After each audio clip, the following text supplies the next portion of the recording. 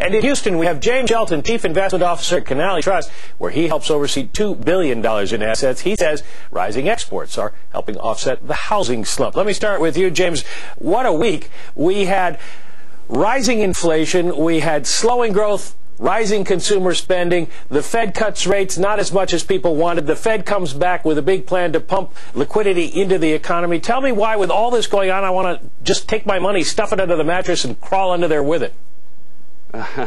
Yeah, I don't think you want to do that just yet, Michael. I think that the markets reacted a little bit negatively to the Fed announcement, maybe timing of that announcement with injecting some additional liquidity. They may have wanted to do that a little bit differently in the future. But if you look at the economic news, it's just not consistent with all of the pessimism that is permeating the markets today. Yeah, but James, the inflation reports we had this past week were particularly bad. Is the Fed still in rate-cutting mode?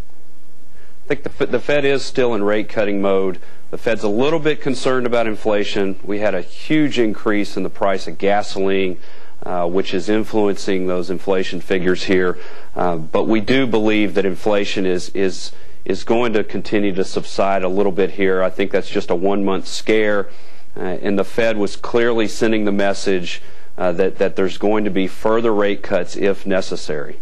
Well, what do you think? Is the financial credit crisis going to affect the economy going forward? That's another headline you hear an awful lot. James? There's no question that the credit crisis is going to continue to be affecting the markets and the economy, I think, in the months ahead. But we're starting to get a much better handle on the impact of that. We had Citigroup came out and took on about $50 billion in subprime mortgages out of their SIV fund back on the balance sheet.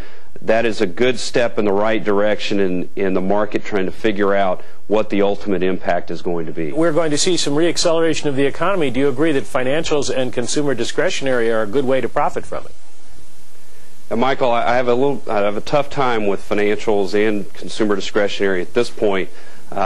Because I believe that we are facing some tougher economic times. I think we will avoid a recession.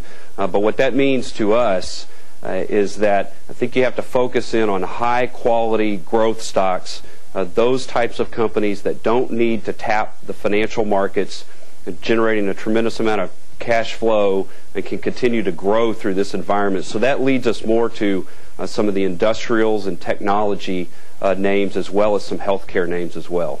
You like international exposure? Absolutely. We continue to like international exposure.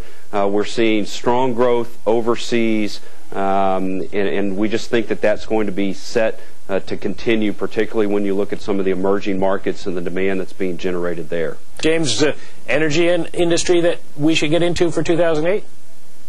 Exploration and production. Demand continues to be very strong. Prices are very strong. So we would say exploration and production companies. James Shelton of Canali Trust.